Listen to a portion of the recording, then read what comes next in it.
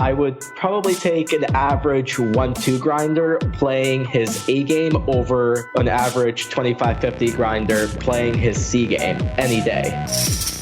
You're listening to the Mindset Advantage podcast. Each week, you'll get to peek inside the greatest minds in the game and discover what makes them successful. Mental toughness separates those that can't handle the stress. If you're going to treat it like an amateur, you're probably going to have amateur results. Now here's your host, Elliot Rowe. Hey, Elliot Rowe here. I'm very excited to announce that for the next few episodes, Stephen Baker will be guest hosting the show. Stephen has experience both as a professional poker player, strategic coach, and now a member of my mindset performance coaching world. I can confidently say that Stephen's one of the world's leading experts in poker mindset and performance, and I'm really excited to hear the conversations he has with some fantastic guests. And with that, here's Stephen. All right.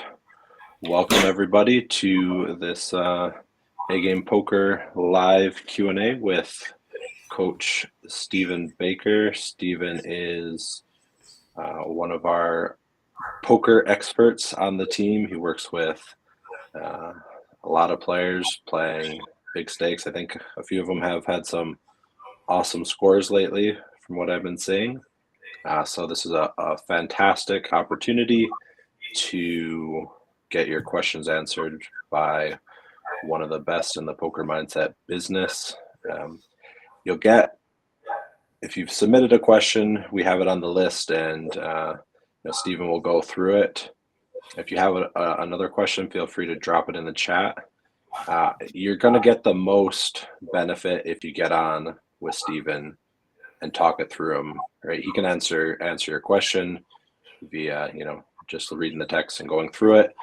But I will tell you, you will get infinitely more value by taking the opportunity to get on with him and talk through it, because he can dive deeper.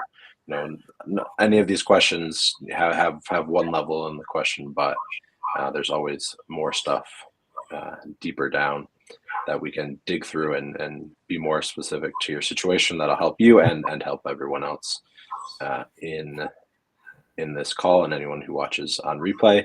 This is also going to double as a podcast episode. So, anything that we go over here, we'll be taking and editing it into the podcast. So just be aware of that, that we anything that's on here may be used in the podcast or in some of our other social media and the like. So with that, I'll give you Stephen, and then he can say anything he wants to say, and then we're going to go straight to Sebastian, who's going to jump on live with Stephen. That's great. Okay, well, firstly, thank you, everybody, for coming. Thank you for the questions. I'll just work through the questions. As Ryan has said, I'm going to be welcoming you to come onto the screen, actually, elaborate on your questions. I think we're going to start with Sebastian. So Sebastian, if you want to just come on now and just firstly just tell me what your question is. Thank you for having me. I give you a little background to me. I've been playing professional poker for 10 years, from age 20 to 30. I'm 38 now. I stopped like 8 years ago, mostly because I hit like a ceiling where it seemed like I'm not getting better. Games got tougher. I just didn't win anymore, but mostly also struggling with the emotional part, like not winning consistently anymore, having problems with the losses. Like a loss would always feel so much worse than a win, and also it felt like I was like it was more my fault to lose. So I quit poker. It was fine. I did win quite a bit back in the day, so I did have an easy life since that. Now May this year, I randomly got in touch with the book, and the first thing that like really struck me was the Too Smart to Try program.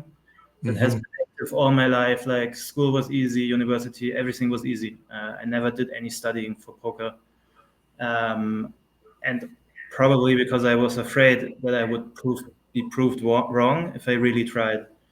So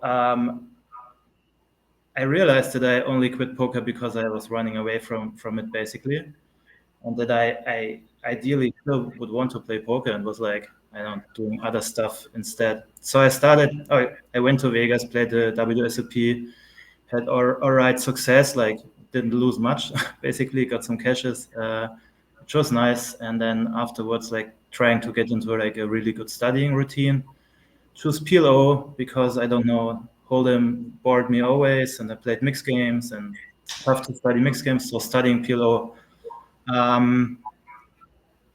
It's still not easy for me to study. It feels very effortful, and I'd rather play. And I'm also playing, and the results have been mixed. I feel like I'm picking up some knowledge, and it feels good to put that on the table. And now, like to my question, because like it's just the big problem I see is like some form of tilt. Mostly when I like, lose a quite big pot, and the play of my opponent would be like really terrible and like low equity, and then sucking out on me, and it was like almost like a switch in my head, like I guess something like trying to make it back, but also at the same time, like it feels like I deserve to lose because I'm not playing good enough. I haven't studied enough. So it feels like there's many different things active in that moment. And what usually happens that I will start playing quite bad, loser, make bad call downs. But it wouldn't even feel like I'm playing. It's more like clicking buttons. And after a while, I noticed that, and then I stop. And actually, I had a session like that yesterday. Like after a long study session, being super motivated, playing good, winning the first couple of hands, and then just one of those situations, and then like just tilting away a couple of stacks. And but Yeah. yeah, I guess that's mostly the thing. Okay, so there's a lot to pick through here. Sure. I mean, effectively, the issue you firstly identified, the Too Smart to Try program, is one which is going to tie in very neatly with one of the other questions we've got about ego protection. It's a really common program, right? And what we need to do is address the root cause of it. And that is a subconscious program. It's a protection mechanism. As you've already yourself said, is there a part of me which doesn't want to try harder because I'm proved not to be as good as I think I am? But logically and rationally that that's not the right way to go about thinking.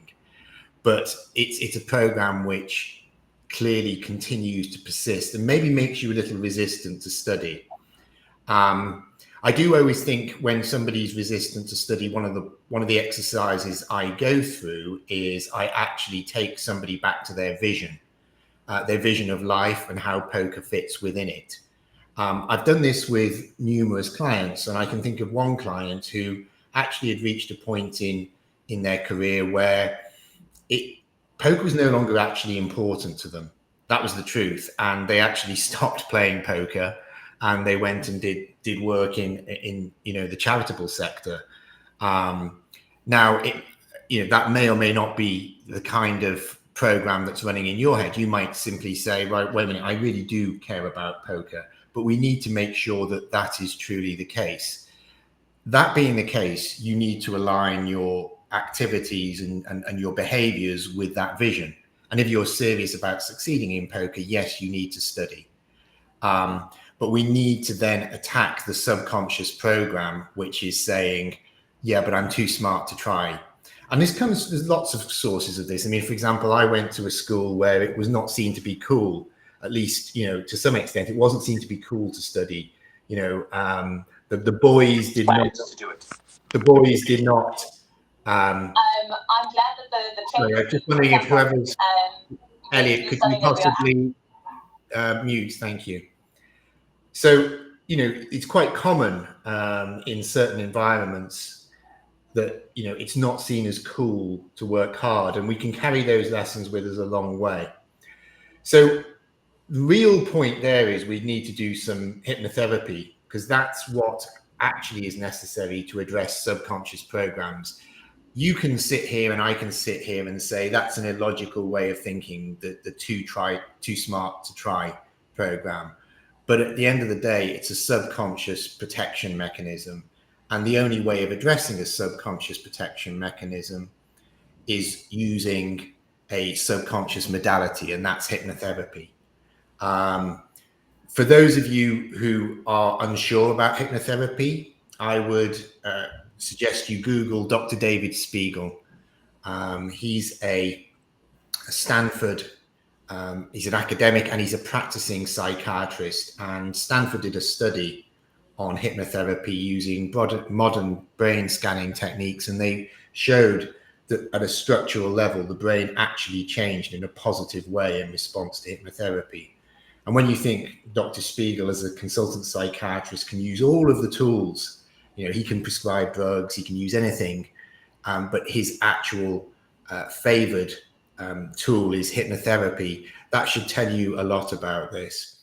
So that would be where I would start the work. I would actually suggest you do some one-to-one work using hypnotherapy to try and change this mental program around too smart to try.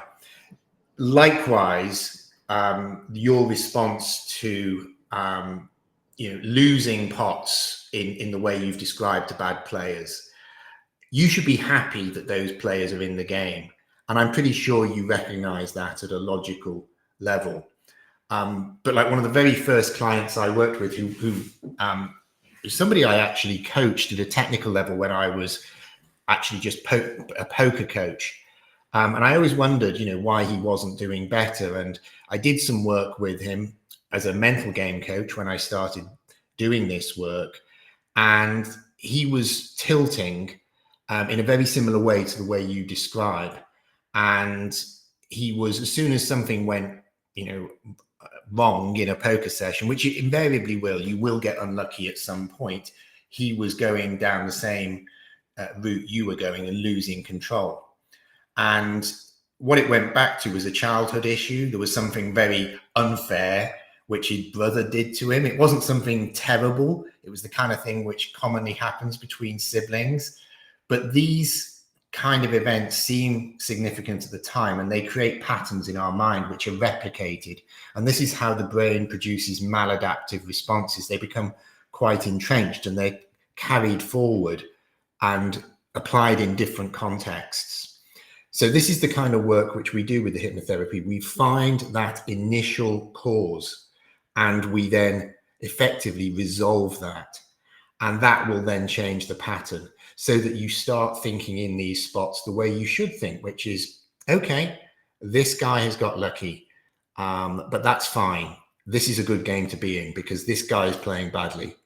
And if you've read, as it sounds like you have, the A-Game book, Elliot uses the comparison of the casino owner being very happy to see somebody winning the jackpot at roulette because he knows that player, that casino owner knows he's got an edge in the game. And you should feel the same way when that player plays badly and wins a pot against you. The reality is luck keeps the poker ecosystem alive. If poker was a game of pure skill, like chess, there would be a very, very small and rarefied professional game like there is in chess, because there's no illusions in chess. If somebody's better than you, they'll beat you. But in poker, luck means that sometimes a very bad player can actually get lucky and they go away convinced that they're better than they are. That's good for the ecosystem. And we want to make your subconscious mind accept that as well as your conscious mind. So as I say, the real way forward here is to actually do work to address those subconscious programs. And as I say, there's only one way to do that, in my view, is to use hypnotherapy, because that is the modality which addresses the subconscious. Does that help, Sebastian? Yeah, absolutely. And I was quite aware of that, what you're describing, and I have done some work in that regard, but it seems like since those programs are so old, it's also not like done by looking at them just one time, a couple of times. Yeah. And I know I can from my own experience with hypnotherapy in different areas, like in trauma, it's really helpful. It can be really helpful. So I Yeah, guess that should be the way forward.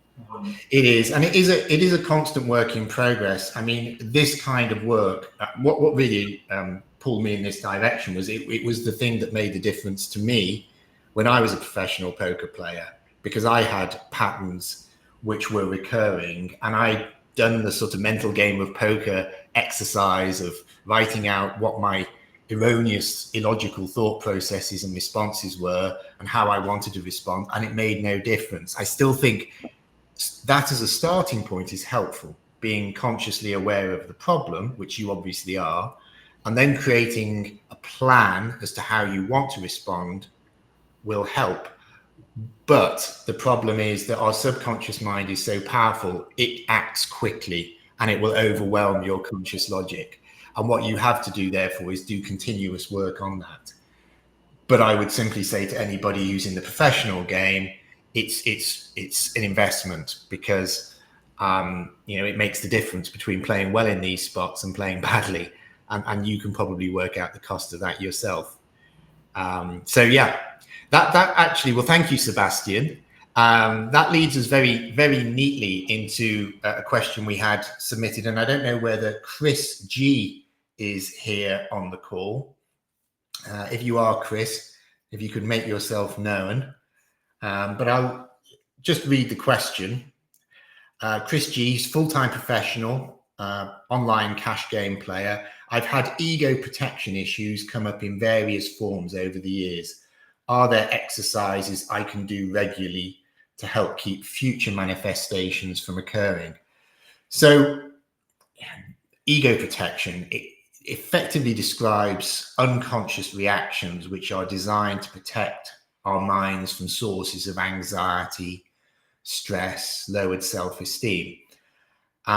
They're not always harmful, and this is true a lot of subconscious responses. Our subconscious mind is always trying to protect us, but sometimes it overreacts. It's effectively, in large part, an evolutionary mechanism, and it's designed to protect us from real danger, but it hasn't really caught up completely in evolutionary terms. And so sometimes it can get involved in a way which is unsophisticated and not really calibrated to the challenges of the 21st century, and particularly in the context we're discussing, poker.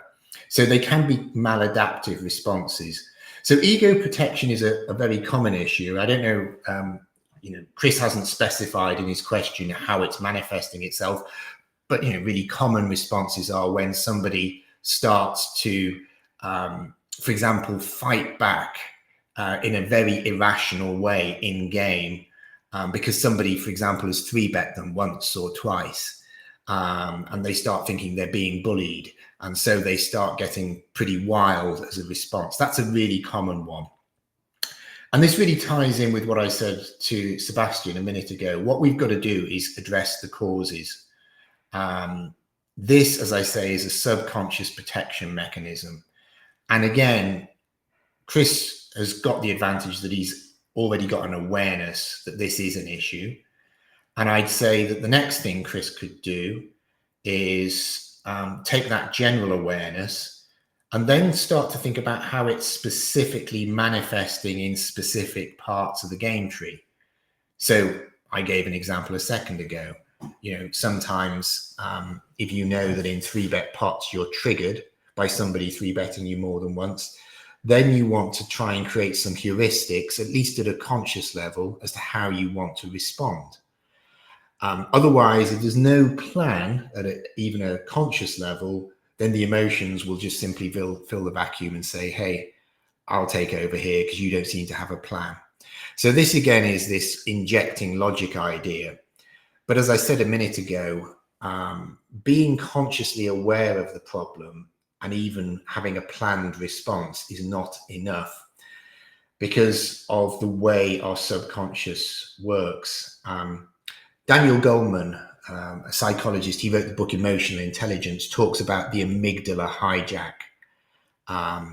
And he basically says, we've got two minds, a thinking mind and a feeling mind. And our feeling mind reacts to information before our thinking mind even gets all of the information and has an opportunity to weigh out the best action. And that's what happens when we're emotionally hijacked. So we can't address a subconscious problem at a purely conscious level. As I say, the kind of work you can do by bringing awareness, having a plan for the specific situations will be helpful. But it's not going to answer the whole problem. And that's why, again, I would say the hypnotherapy work, which will address the subconscious, is absolutely essential. This is a really common pattern, by the way. If you read the A-Game book, you see John Van Fleet, Jason Kuhn, for example, both talk about bullying as being part of their childhood experiences, and it was affecting them in game.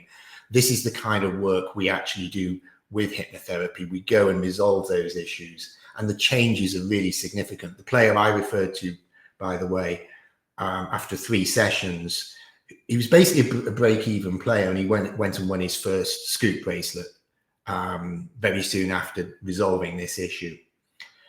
The other thing I would bring to the table in this is flow psychology. For those of you who are unfamiliar with the concept of flow, it's this idea of being in the zone, which actually is now a well-defined scientific state. It's a peak performance state. There's been lots of studies.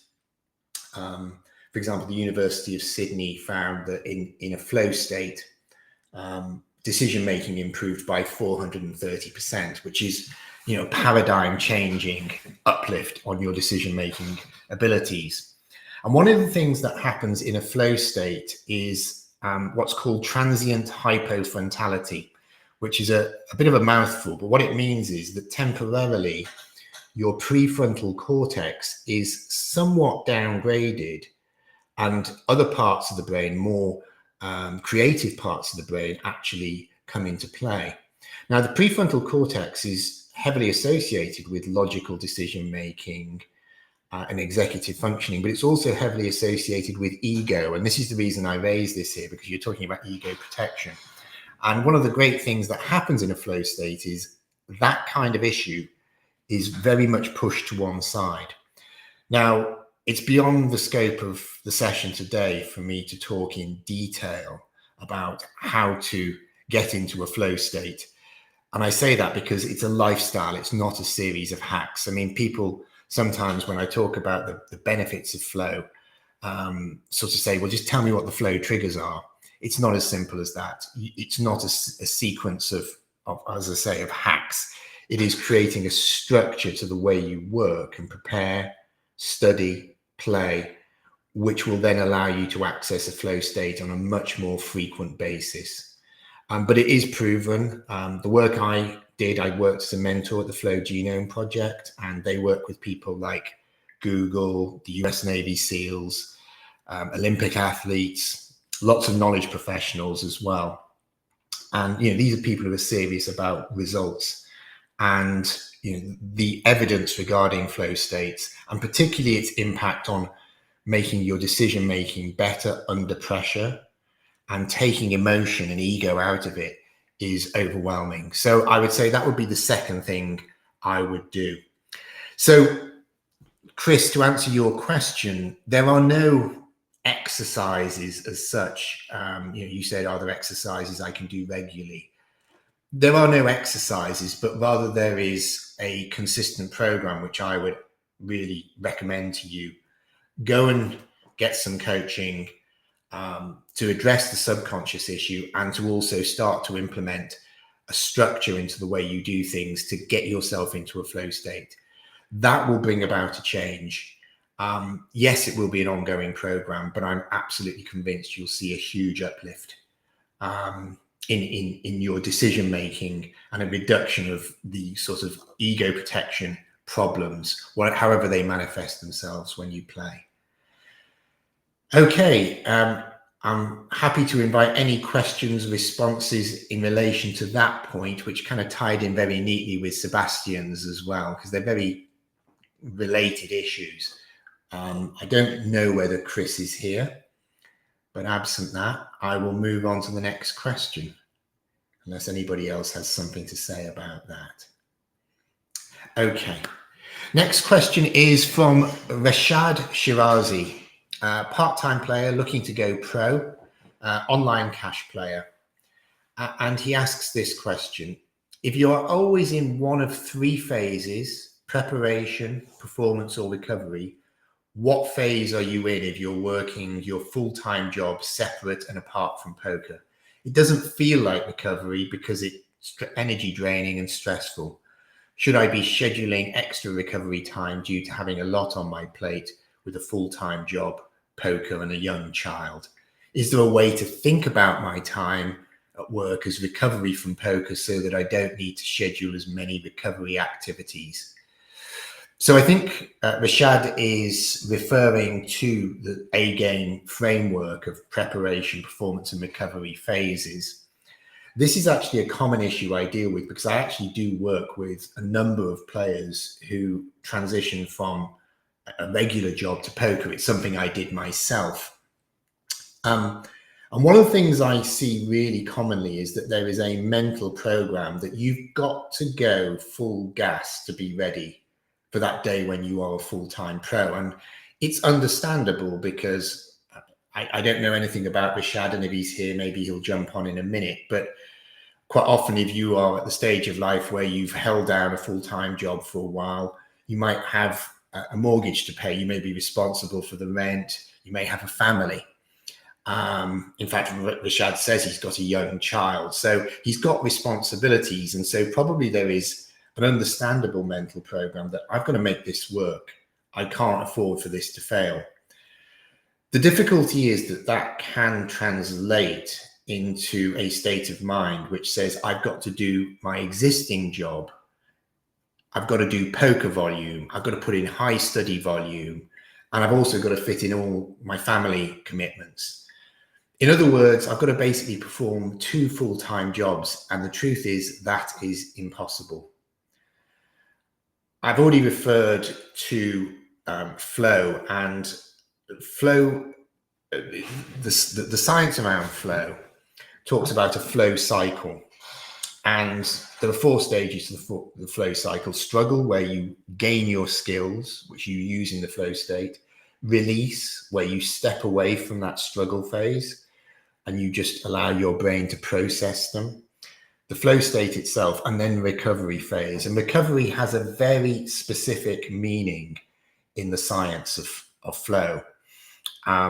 It means this, that basically in a flow state, your brain uses huge amounts of neurochemicals, specifically dopamine and norepinephrine. Dopamine is vital for motivation. Norepinephrine is vital for high levels of focus. And recovery is absolutely essential because those neurochemicals are extremely expensive for the body to produce, and they have to be regenerated. Otherwise, you will not get back into that high performance state. And what will actually happen is the opposite. You'll burn out. If you keep pushing all the time and you keep skipping recovery, you will burn out. I'd also add something which is kind of absent, I think, in some of the literature on flow, because recovery is given a very dry scientific meaning, and it's vital that you do those kind of recovery activities, but also fun. Now, recovery activities as defined by the flow psychology literature are things like sauna, massage, cold plunge. Sleep is the most vital of all, but all of those things are helpful. But it's also important that you have some fun time, and you create time in your life which is pleasure, what we could just call you time. So when you ask me the question, is there a way to think about my time at work as recovery from poker so that I don't need to schedule as many recovery activities? No, there isn't, because it's just not true. It's almost like you're wanting me to answer the question in the affirmative there, so that I'm giving you permission to burn out. No, there is no way around this. You need to have proper recovery. And what that means is you need to accept that you need to balance your schedule. And that means if you're thinking that you can do everything and be completely ready so that on day one, if you become a professional, you are basically, the ready-made article. It's not going to happen. Just accept that. And the truth is, even if you were already a full-time professional, it's a constant work in progress, improving. I cannot use, and I wouldn't use, hypnotherapy or any other therapy to persuade your mind that your job, your full-time job, is recovery, because it's manifestly untrue. And by the way, hypnotherapy wouldn't succeed in that. It cannot succeed in persuading your mind that something which is manifestly untrue is true. So what I would say is this, Rashad, you need to just step back and accept that you need to recast the way you're thinking about this. At this point, your focus should be on gradual improvement. You've got a full-time job, you've got a family, and that probably means that the amount of time you can spend on poker at this point is limited. You cannot rob Peter to pay Paul. You cannot just say, well, I'm going to skip sleep. I'm going to skip recovery. I'm not going to have any free time. You've got plenty of time when you're a full-time pro to continue to improve, and you need to do that no matter how much work you do now. So your focus at this point should be on quality, not quantity. So it may be that you study maybe 3 hours per week and you do a short playing session. And playing volume at this stage is simply unimportant. Again, I've dealt with this with other clients who are making the transition, and they talk about volume as if they were full-time pros. You cannot hope to compete with a full-time pro in terms of volume, but you don't need to right now because you've got a full-time job. Yes, playing volume becomes important for your income once you're a full-time pro, but at this point, see your playing time as being about improving. See it as a way of learning. Don't try and force hours into your week playing, which are just unnecessary and which are just going to be empty volume. It will need to be focused on playing better. So very much see this phase as one where you strip things down, you maintain a balanced existence. You cannot brute force progress at this stage. And as I say, it's really important that you're patient and understand that you don't have to be the fully formed, perfect player on day one. It is a process and it will continue to be a process. So, as I say, the wording of your question suggests that your mindset is, I've got to squeeze as much out of myself as I can to make this work. Trust the process, trust your learning, make sure you're getting good input. Spend some time, maybe of your poker time every week, with some coaching. I have to say, I would also suggest some mindset coaching, because I have to say that my biggest challenges having made that transition were not the technical challenges, it was the mental game challenges. So I would suggest you spend some time on that, and then you're going to be well set up in order to make that transition. But don't think you can just overwhelm it by carpet bombing sheer amount of hours spent on poker at this stage. It won't work. It won't have the desired effect, and it won't be sustainable. So I don't know whether Rashad's on the call. If so, feel free to hop on. But if anybody else wants to say anything about that, maybe somebody else here is thinking about that transition, feel free. I'll wait a minute before we go on to the next question.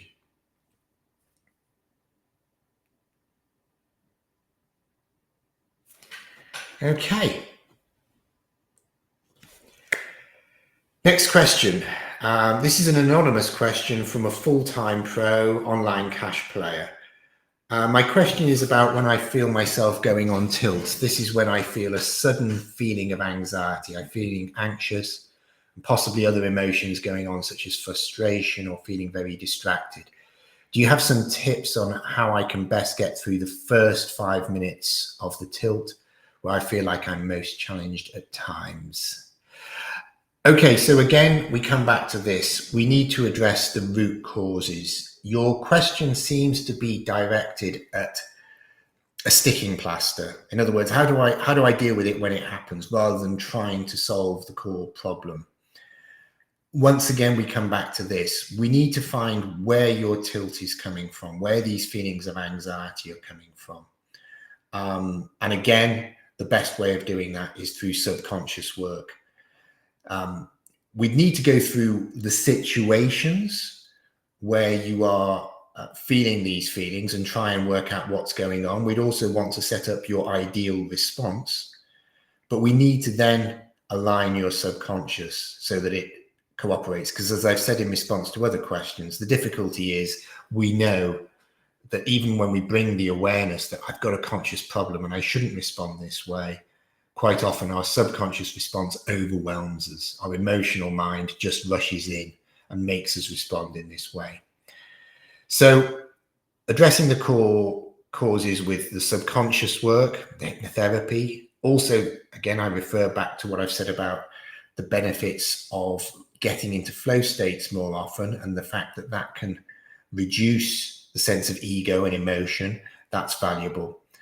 In terms of those short-term steps, well, one thing I would say is meditation is a really valuable skill to develop.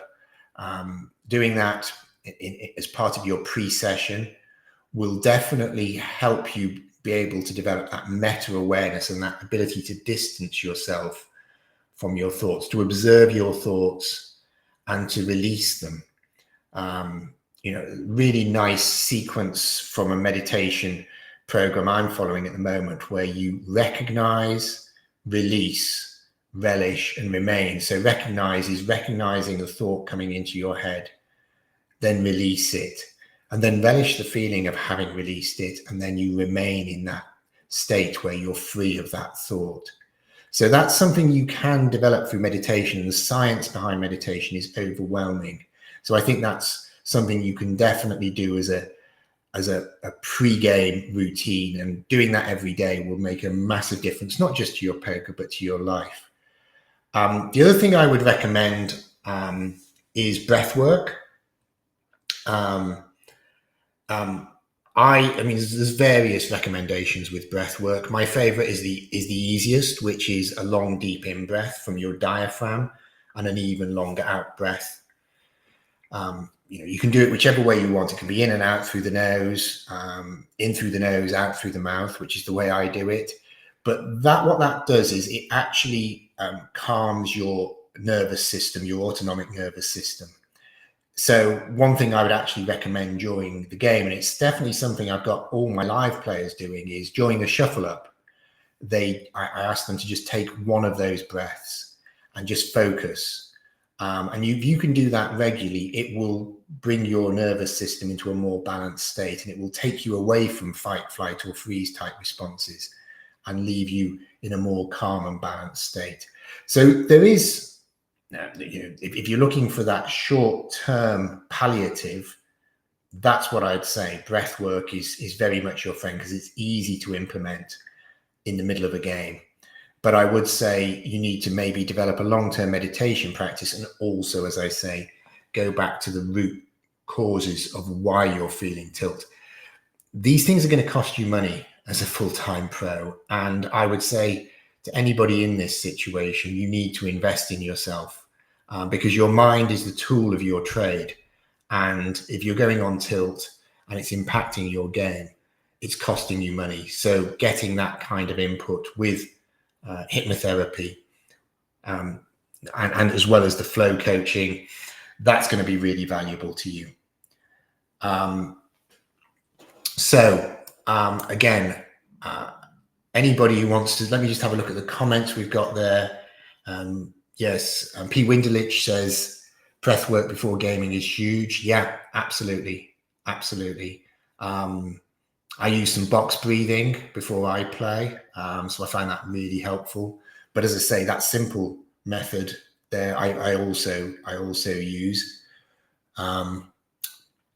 So absolutely, try and develop a practice like that. Try and make meditation and breath work, if nothing else, make that part of your day. But I do think you should seriously think about looking into the root causes of where your tilt's coming from.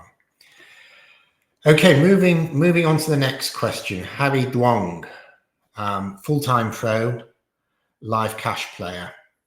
I'm a winning player at 1-3 and 3-5, but I failed to move up stakes from 5-10 and above. It's due to my mental game that I'm scared to lose at higher buy-ins, play too cautiously in big pots. Can you advise me with a solution? Yeah, I mean, this is an extremely common issue.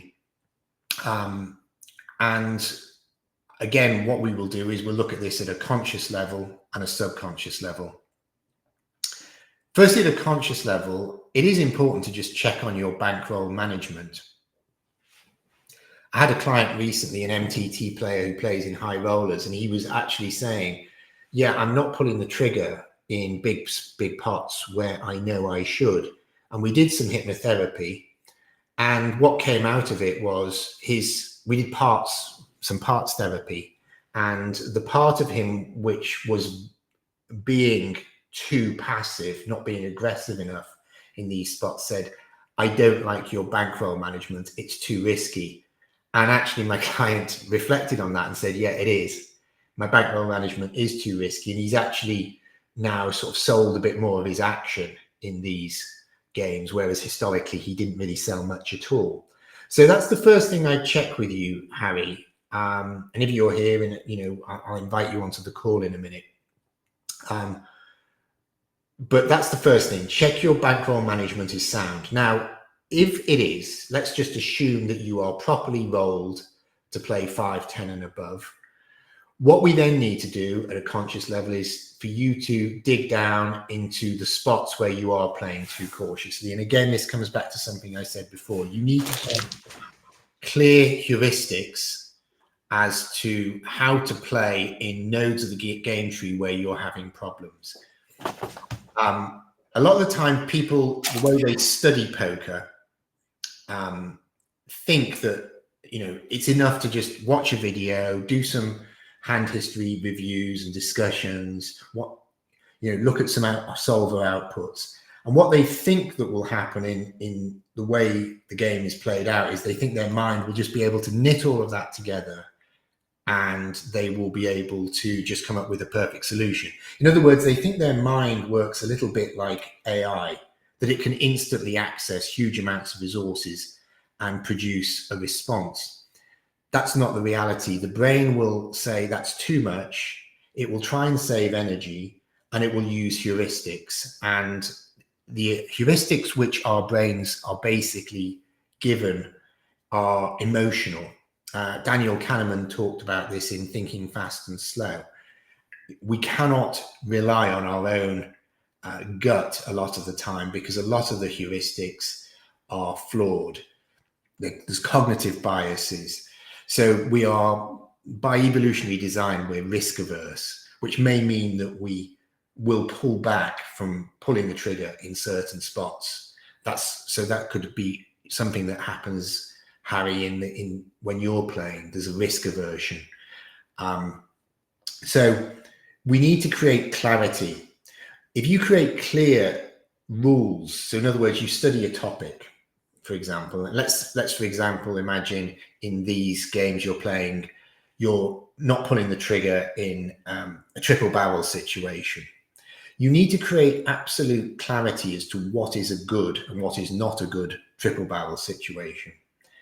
And what we then have, at least, is something where we can say to the subconscious mind, hey, don't worry, you don't need to solve this. We've got clarity.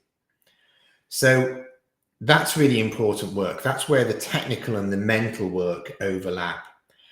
But as I've said before, in response to other questions, that won't of itself be enough, because we need to actually address the emotional blockages.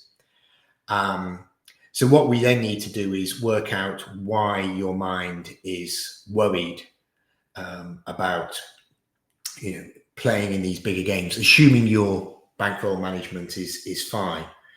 And there's multiple reasons why this may be. A really common one I've come across is where somebody's come from a background where money has been scarce, or where, for example, a parent has lost their job and it's led to financial difficulties for the family.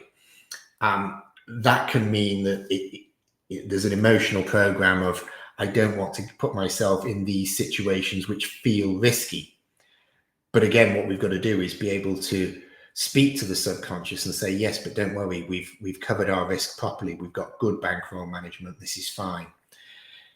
So that's the kind of work I would do at the root cause. And then also something I do with clients is reinforce those heuristics for the spots that are playing out at the moment with difficulty, the spots where, Harry, you, or any other client will be saying, I can't pull the trigger, I'm playing too cautiously. And what we would actually do is get you to visualize being in those spots, pulling the trigger in the way you want. And actually, I'd even get you visualizing doing that and losing some pots, because that's the reality. Okay, sometimes when you pull the trigger with a plus EV play, it doesn't always work out. You run into the top of somebody's range. But what we want is to basically train your subconscious to understand that that's okay. That's part of the game. So that's the work I would do there. There is a way of overcoming it, but once again, we come back to this issue of addressing root causes. So again, I'll just wait a second, see if Harry is on the call, or indeed if anybody else has got any questions arising in relation, or points arising in relation to that.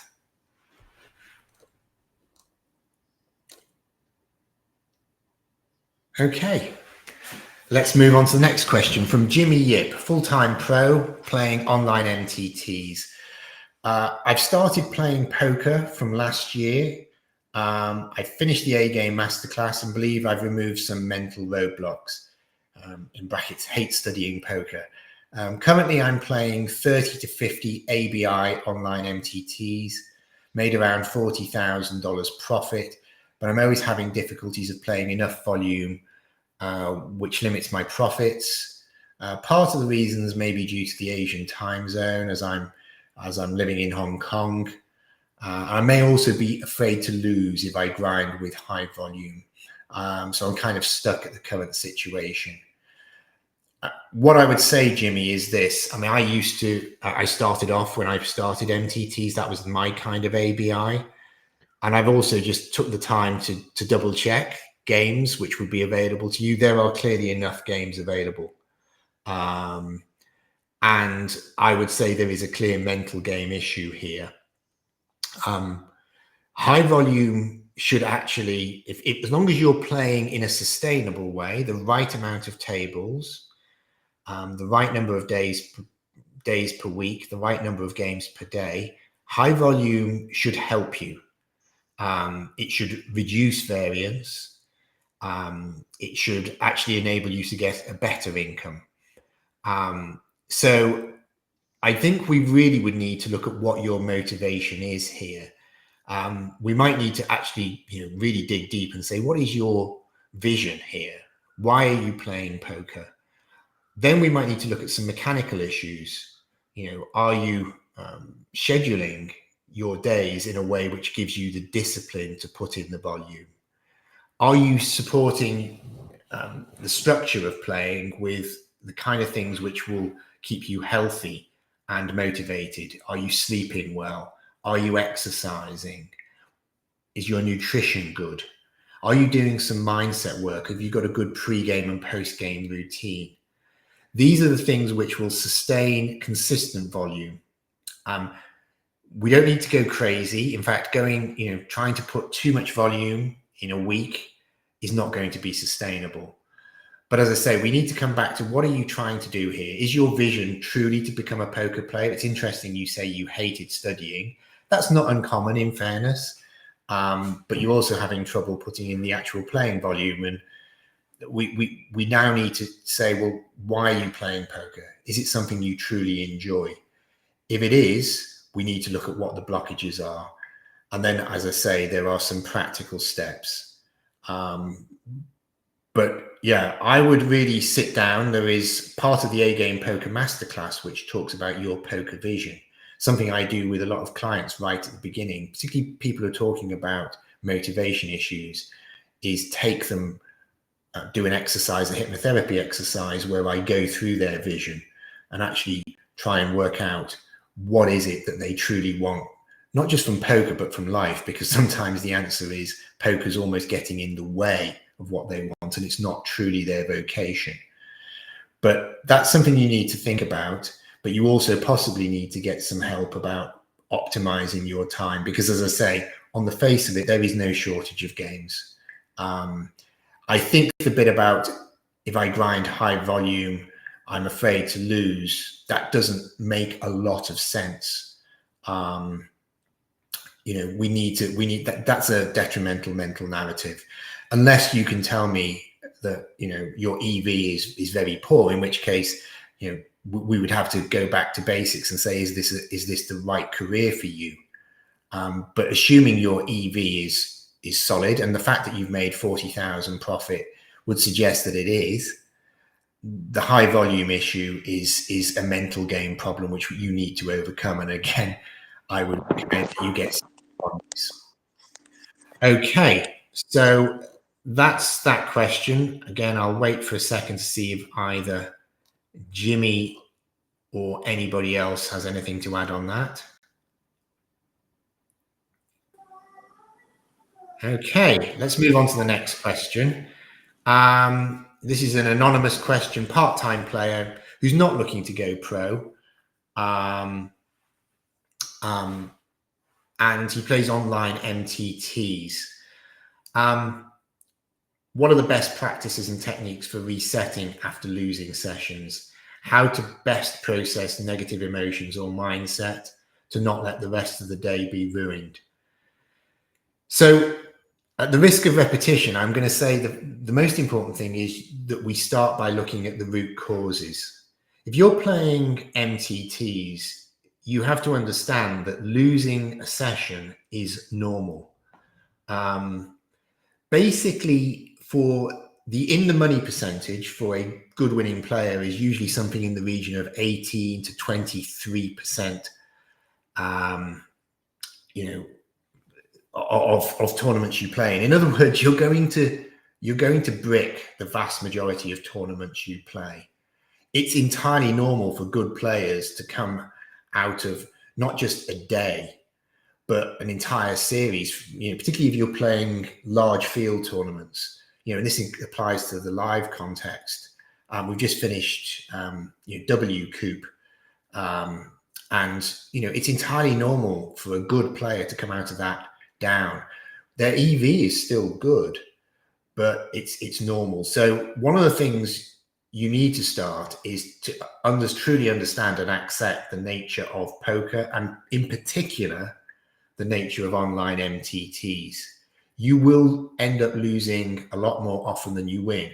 The point is that when you do win, when you really win, when you win it and come first 3 places in a big tournament, that makes up for lots of losses. But it is very hard for the subconscious mind to accept the pain of losing and losing and losing on the promise of that eventual win. And that's, again, the work which needs to be done at a subconscious level.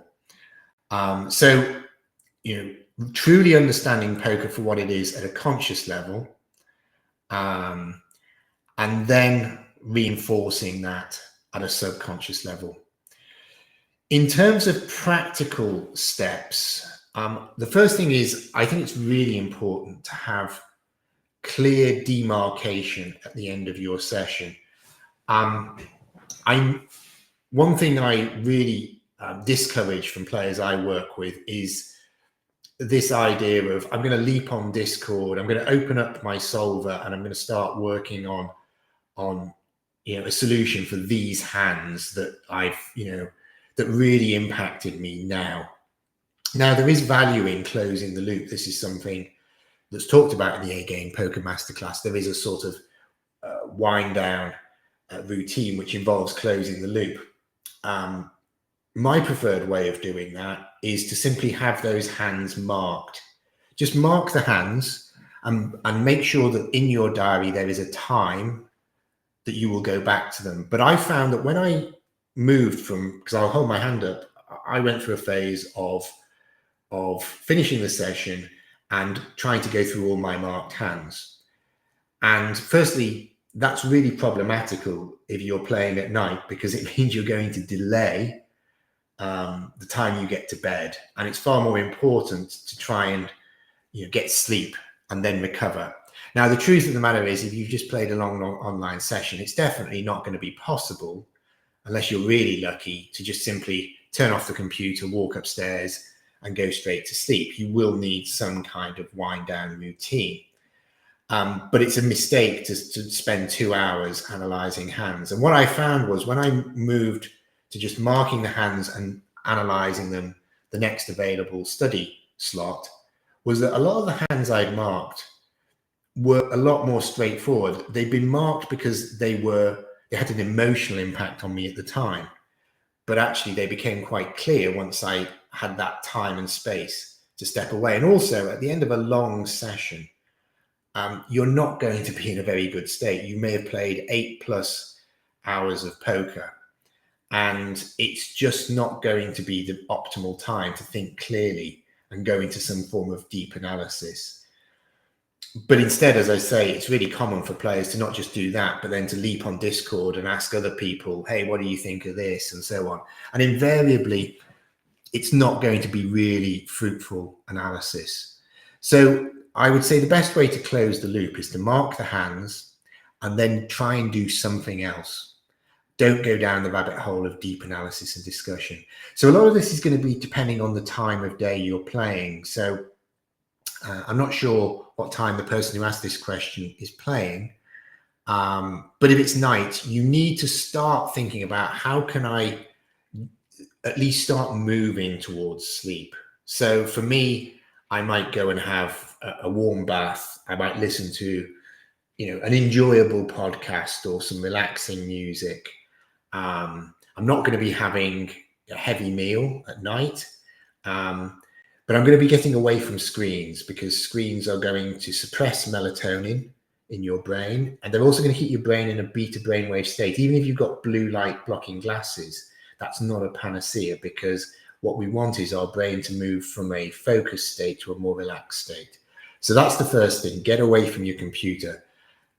When I played the daytime routine, the daytime schedule in MTTs, the perfect post session was for me to go for a walk, and or do some other form of exercise. So I might have worked out at the gym as well during the day. Now, certainly working out at the gym is not going to be viable if you're playing the nighttime routine. And I had a client who lived in a sketchy part of one of the British cities, and we talked about walking, but we decided that it wasn't the best move at that time of night when he was playing the nighttime schedule. But it's definitely something which is a good way of just relaxing your mind. Other techniques, if you've got prime mind, there is a post-session wind down there. There's also a non-sleep deep rest routine. Non-sleep deep rest, or yoga nidra, is a really great way to just take your mind away from the session. So in summary, there are some techniques. There are some definite don't do's post-session. Don't get stuck into the deep analysis. Do some of those relaxing and routines. Create a clear demarcation. But if you're getting really emotional, again, you need to look at the root causes. You need to do something about that. Hopefully you do understand the nature of poker. You do understand the nature of MTTs. But it may be worth, even for a part-time player, just to get more enjoyment and hopefully respond better, investing in some coaching to address that subconscious program. Okay. Anybody got any questions or thoughts on that before I move on? Let me just have a look at just pause for a minute and look at a couple of the comments. Christopher, knowing you need to fold, but you can't get past the fact that you're beat and still call. It doesn't happen all the time, but it does happen when I've made a big hand. What kind of mental approach would you take to work on this? Okay, having read that out, let me just redo that so that I can say it completely clearly, and I'll address this question now. So Christopher asks,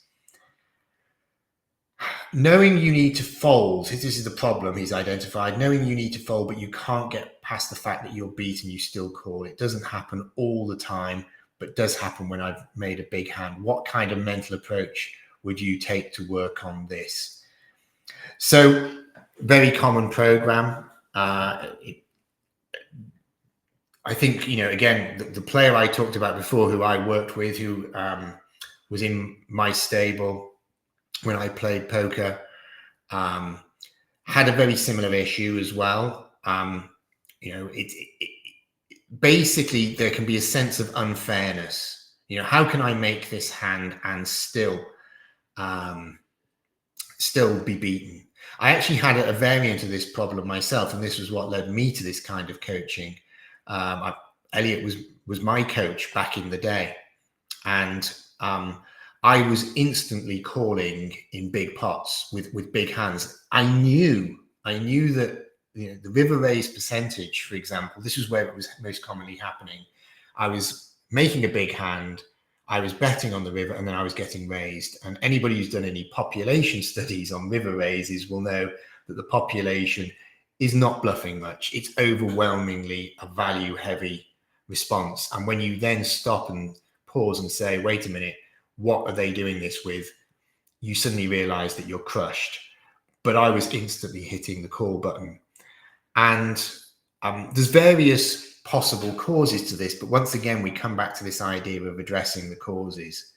I don't know, Christopher, whether you're a full-time pro or part-time player, but this will be costing you money. This was the game changer for me. And again, it was the subconscious work.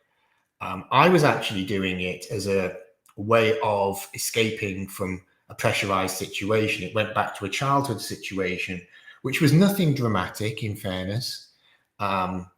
It was effectively, I was on a plane as a young child, and my ears didn't pop when the plane landed, and I was going crazy. And I have a memory of banging my head on the floor. And that was the memory that came up in the hypnotherapy. And it sounds weird and random. And how can this possibly have anything to do with the fact you can't fold years later in poker? But the interesting thing is that when that memory was resolved, I stopped making those calls. For months, I'd been writing on my computer, on my, screensaver, no instant calls. So I knew I was doing it incorrectly. At a conscious level, all the understanding was there. But at a subconscious level, I was still doing it. And this was what made the difference. So this is the trouble. The way you've described it, Christopher, is you already have the conscious understanding that you should be making these folds. There may be different mental programs for you. For example, it may be a sense of entitlement, unfairness. Going back to a really common pattern amongst clients, this kind of thing which causes tilt. There's often an experience in childhood of something unfair, and the amount of time siblings have done something really unfair is a really common issue. I think Alex Foxon talks about this in the A Game book, but I've come across it time and time and time again. That's an example. I've had ones where parents have taken a child to a shop and they wouldn't buy the toy. And that's then manifested in a sense of entitlement and unfairness. So that's the kind of work I would do to address this problem. So I hope that helps, Christopher. Feel free to leap on. I know you are here, but if you want to leap on and talk about that. Well, I am here. Yeah. See, I'm not afraid. I'll unmute the mic. So tell me, yes, what do you think of that, Christopher? No, I think it's perfectly logical, because I've always approached whatever I got two dichotomies. One, if I'm lazy, I'm lazy, and I'm lazy to the nth degree.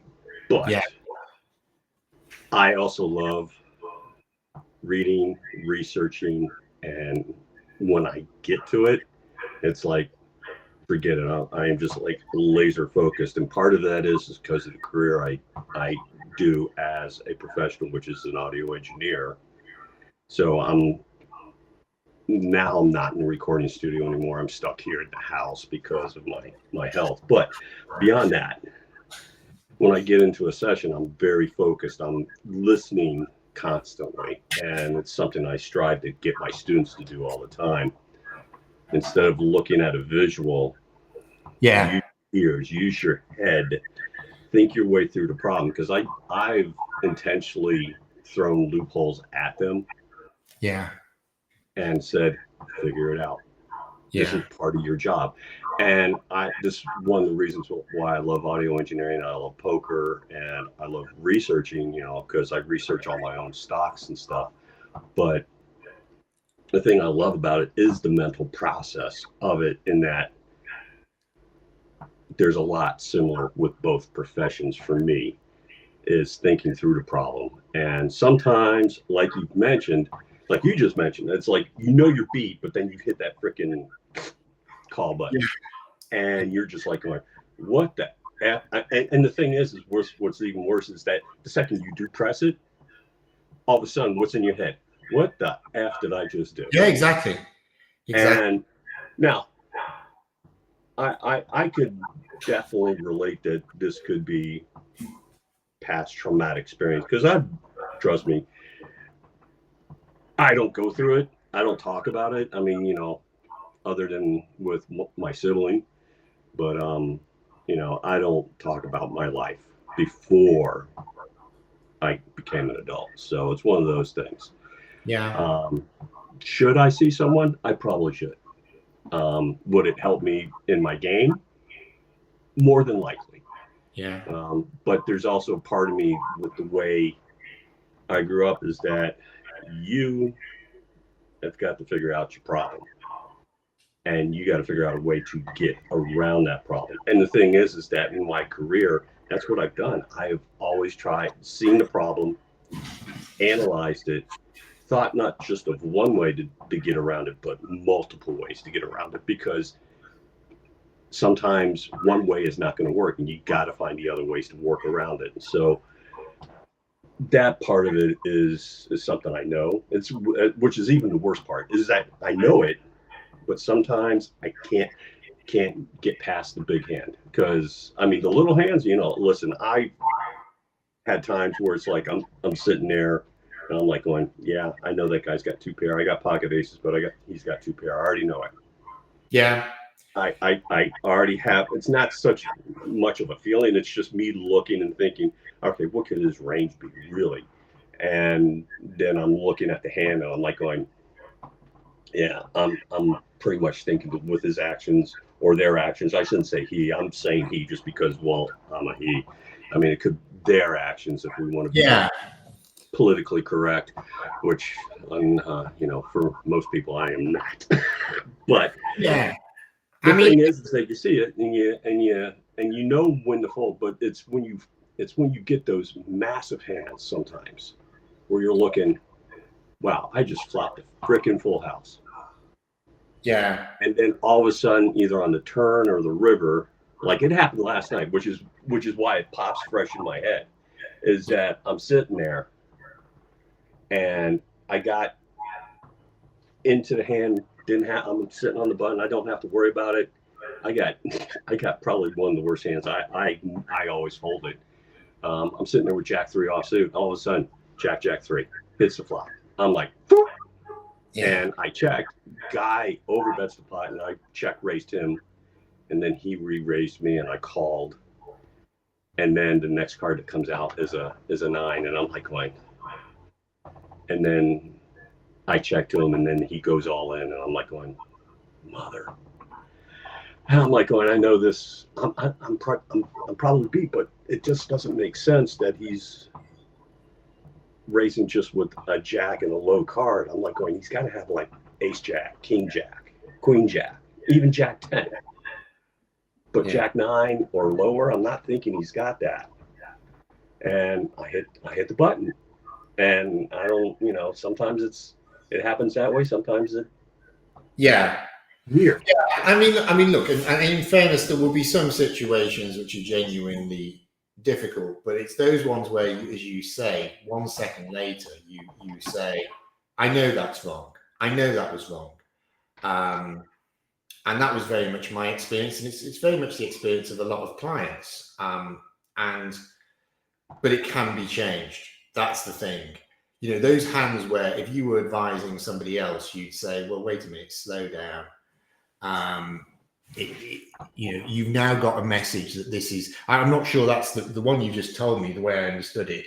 That sounds like a bit of a tough one. It is. But I think there'll be other hands by the way you're describing it, where it's a lot more clear. And you know, you see this. I mean, look, there are some people, in fairness, who do not have an understanding of what truly at a technical level is a good enough hand to stack off with. But there are other people who have that understanding, but they still stack off anyway. And that is a problem at the subconscious level. Your conscious understanding, by the sounds of it, is absolutely fine. But you need to probably, well, I would say undoubtedly, it depends how, I don't know what your situation is, whether you're a part-time player, full-time player, but I'm part-time. I mean, the thing is because of my health situation, I'm kind of like restricted. I can only go out and play live every once in a while. Yeah. And in those situations, I know my variance is going to be like extremely high, because it's a whole different situation than me playing. Like, all I do is play on this. Yeah. Okay. I'm, you know, on a club. Where I know, set up the club, and I joined, and you know, so but on that, you know, it's like, you know, I put in the time. I got no problem putting in time. Most of the time I do it after, you know, dinner, or like, you know, the family's gone to sleep. I'll play for an hour or two, you know, get like maybe about 100, 150, maybe 200 hands in.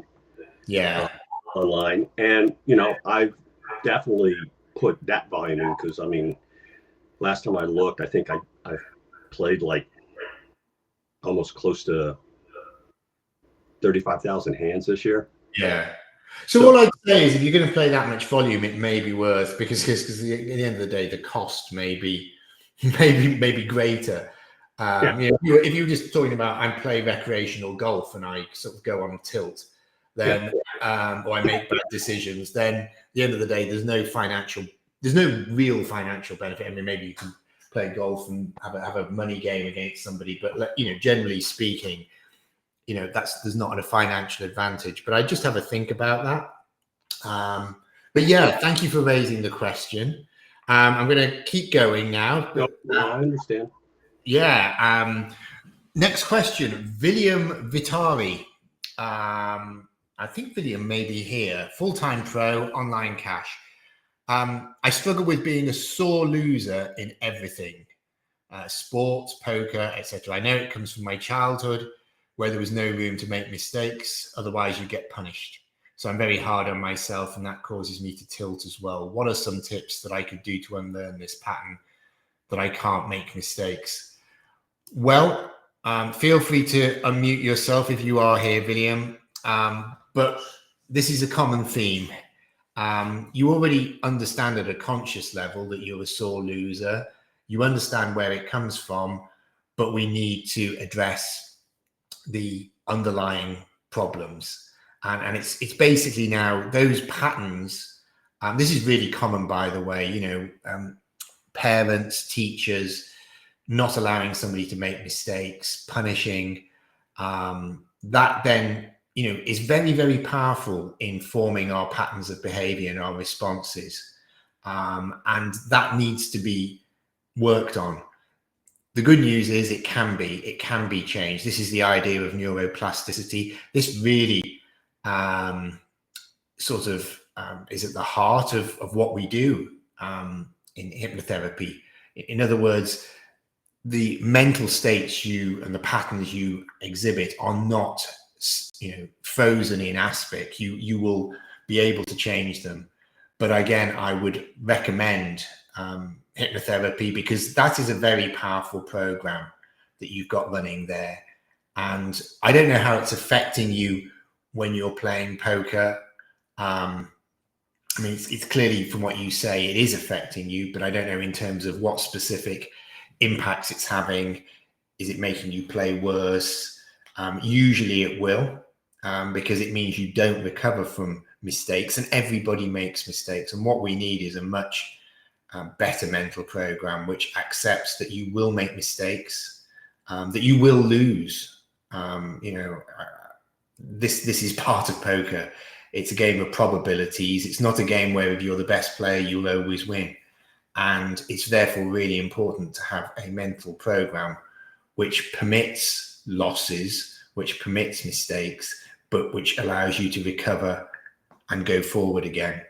And so actually you do need to address that, I would say. And again, as a full-time pro, this is probably costing you money. So there are no easy conscious level steps you can take.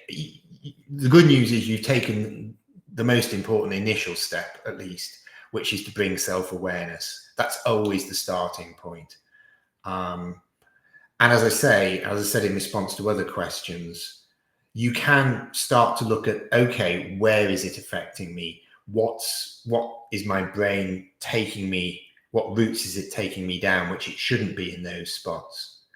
And you can plan your response, but you still need to, in my view, to really do the important work of then aligning your subconscious, so that the awareness, the conscious plan you've created is then supported subconsciously, because of everything we've said before, which is that the subconscious is so powerful and quick acting that it can overwhelm your conscious plan, unless you've then done the work on the subconscious, which then makes sure it supports it. So William, if you are here, feel free to leap on, but anybody else got questions on that one, feel free, or points, feel free to add them.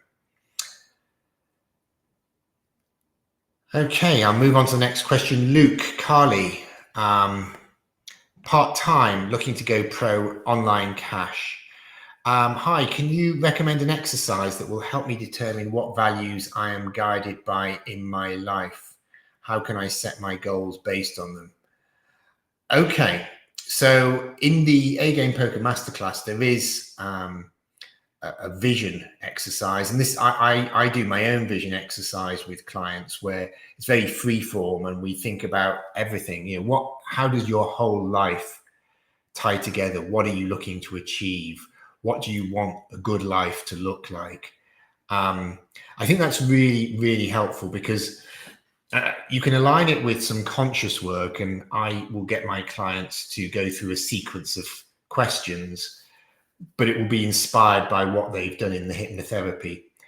I think quite often we can go through life and our goals are determined by influential people in the early part of our life. I always thought I was a rebel as a child, and sort of rebelled against my parents, who at times seemed to have different values for me. But my mother wanted me to be either a doctor, a lawyer, or a diplomat. And my idea of rebellion was to be a lawyer,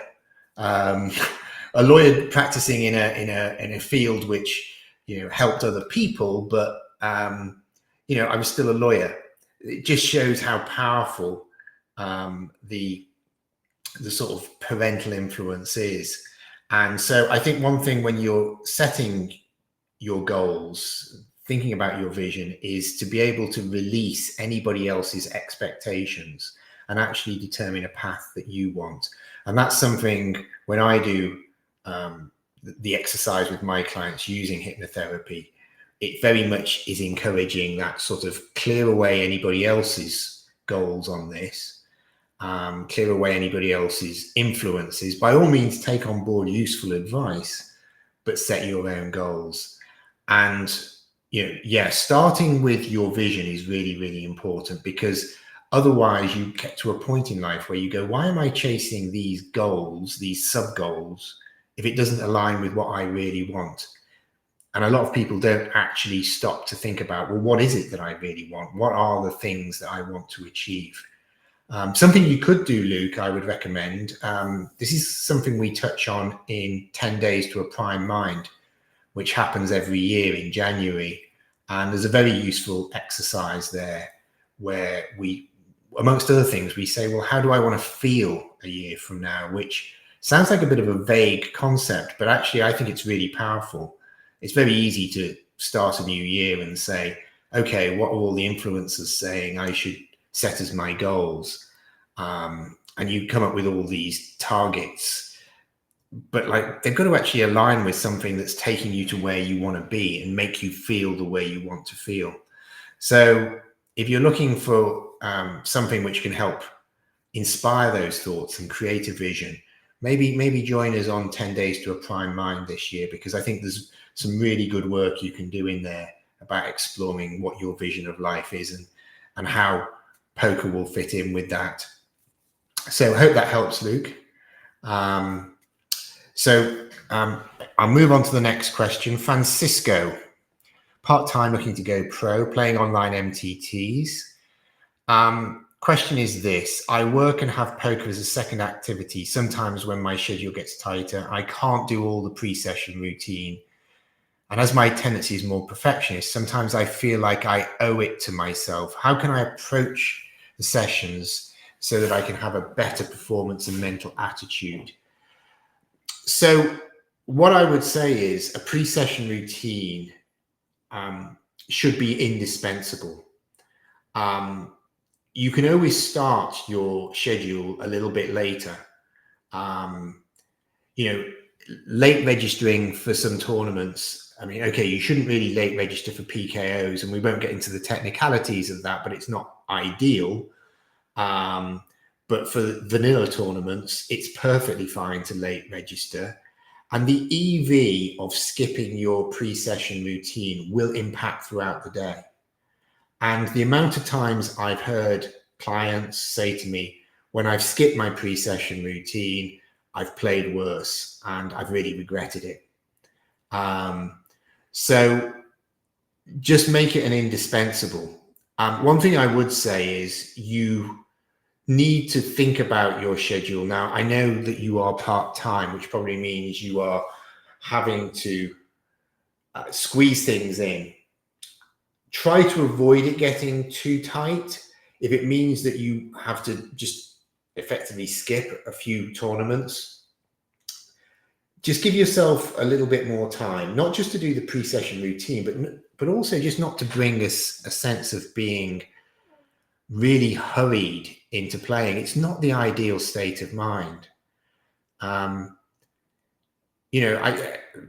I remember playing with with golf with somebody and driving to the course, and we were hurrying there, and because we were a bit late, and he said to me, "I bet Tiger Woods doesn't do this," and he's right. The times when I played golf and I got there with a nice half an hour to spare, knocked a few putts in, had a few swings on the practice range, it went so much better at the beginning of the round, and frankly then throughout the round, than hurrying, racing to the first tee, and just immediately starting. It's the same kind of thing. Get yourself mentally ready, and don't try and squeeze as many tournaments in at this stage. This ties in with something which I discussed earlier with somebody else who was looking to go pro and was saying, how do I squeeze all of this in? At this stage, what your mindset and what your plan should be is about improving. And I'd say build some really good routines now. And part of that is making a pre-session routine non-negotiable. That is, if you want to turn pro, start building pro habits. And a good pre-session routine is non-negotiable. And if that means in your current lifestyle, and I understand that working makes it difficult, if that means you have to start a bit later, so be it. But just make sure that your mindset around performance is, I'm going to play my best poker. Right now, squeezing in extra volume is not important. Improving your performance, getting good professional habits is going to drive you to where you want to be, far better than squeezing in an extra few MTTs. At this point in time, that's not relevant. It's not important. Build those routines, build that mindset about making your processes as good as they can be. And when you then turn pro, you will see the benefits. I can see you're here, Francisco, so feel free to leap on if you want to say anything about that.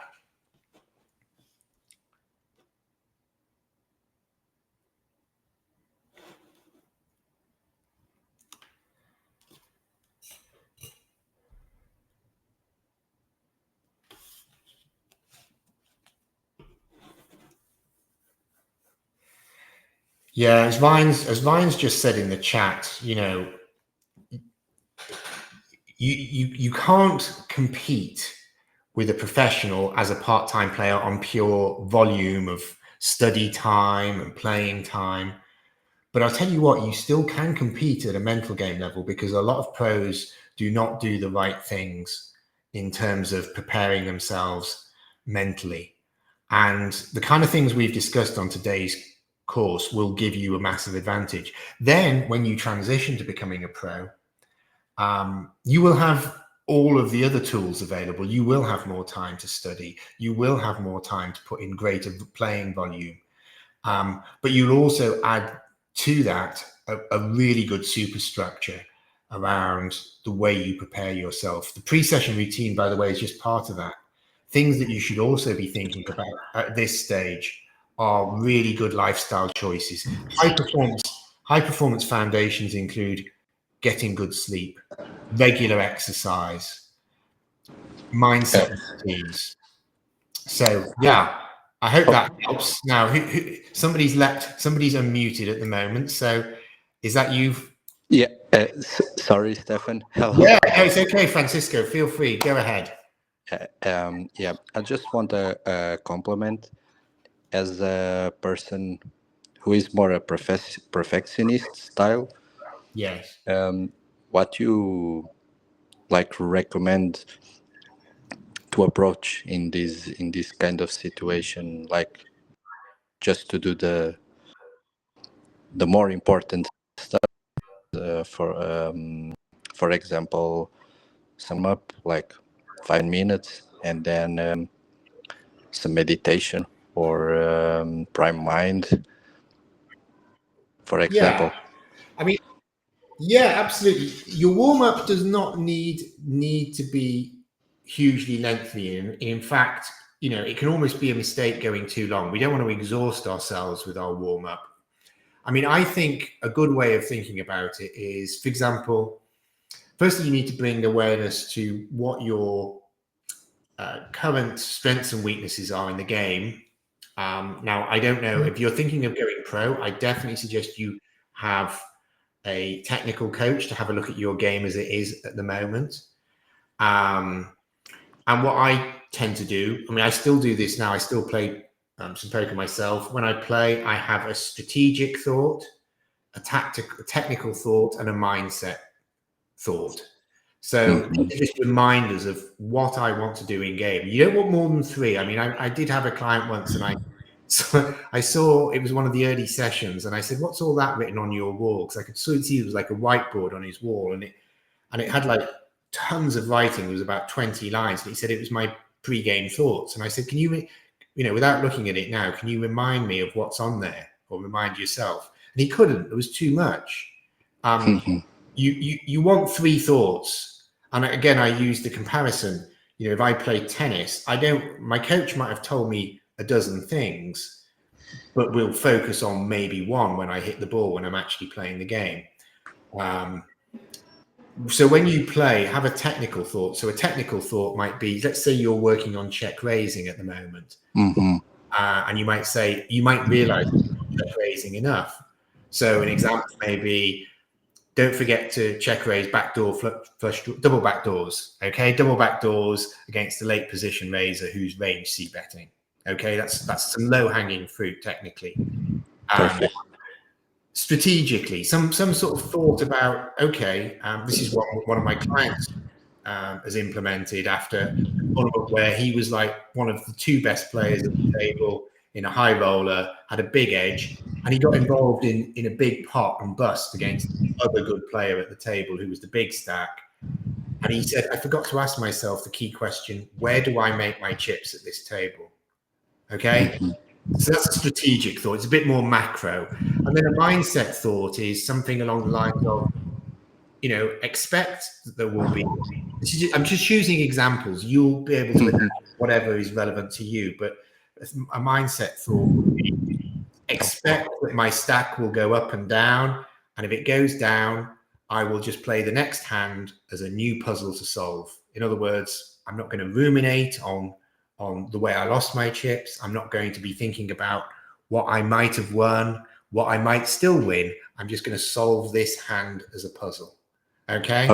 Perfect. Thank you So so you much. have three thoughts and you remind yourself of them. And then what I would say is, use something like one of the Prime Mind MP3s. I do MP3s for my clients where if they've given me those three thoughts, we then we use visualization, and I'll create an MP3 for them, and they visualize themselves in spots which are challenging, but they're still going to apply that mindset.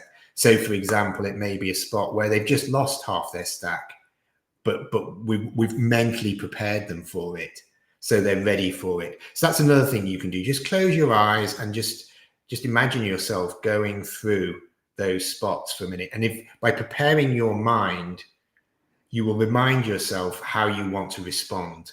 Visualization is really, really powerful, but it's most powerful in terms of actually meeting the challenges. Don't just visualize yourself lifting the trophy, if you know what I mean. It's about preparing yourself for the challenges. For the war. Yeah. Thank you so much, Stefan. Thank you.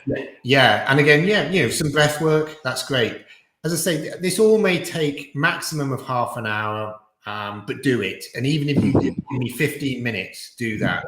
Seriously, you'll see the difference. Perfect. Thank you so much. Great. Thank you.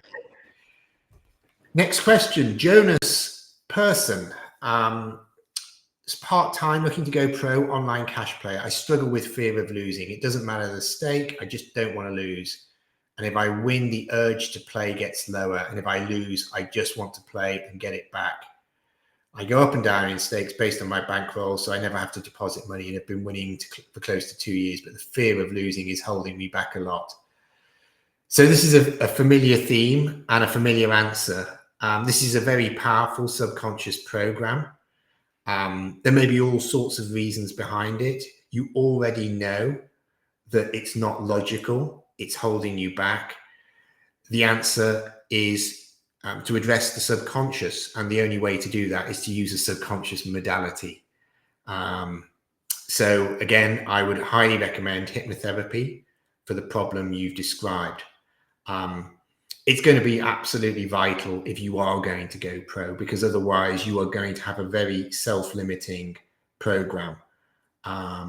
You're just going to, it's going to affect you in terms of your game selection, moving up stakes. It's going to probably impact as well when you play games, because you are going to play a very risk-averse style. And as always, risk aversion within certain limits is correct. But it needs to be balanced, and you've come to the conclusion that it's gone too far, that part of your brain is too risk averse. So my answer there, Jonas, would be to go and get that input.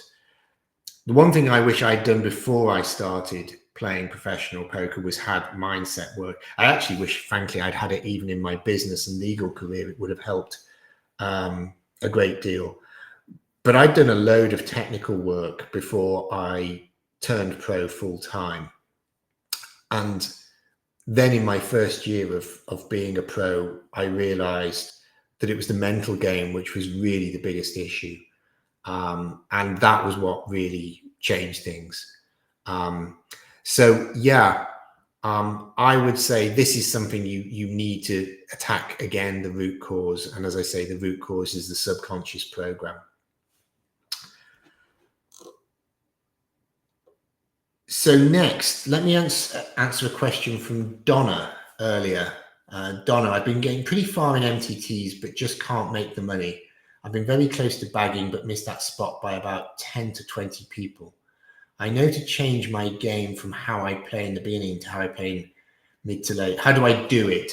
So Donna, I think you are on the call. I suppose the question here is this a technical issue or is this a mindset issue? A technical issue is, where we're just saying, I'm not sure whether I'm playing correctly in these spots. A mindset issue is where we say, I know how I should be playing, but I'm not executing on that plan. A really common issue, interestingly, is actually the people who just get the other side of the money. I come across this one a fair bit, more in recreational players, I have to say. But you'll get players who just make the money a lot, but never make the big run. And what their mindset is very much focused around just being able to say they've made the money. That to them is the success. Now that's fine if they genuinely want to be able to say that. But again, I've worked with, I can think of one client, very serious recreational player, and we had to rid him of this idea. He played a lot of big live tournaments, that making day 2 was the goal. It's really common. People want to be able to go home and say to their friends, I made day 2, I cashed. But I sat and talked with him and he wanted to do better than that. And we had to get rid of a mental program, which was just saying, I just want, for the sake of my ego, to be able to say, I cashed, I made day 2. And the reality is, in tournaments, sometimes you have to take that walk early. That's just the way it works. You can't go in thinking, I'm just going to survive. Survivalism will get you a certain way, but it will very rarely, it's certainly not the program you want to actually take you all the way to the final table in general.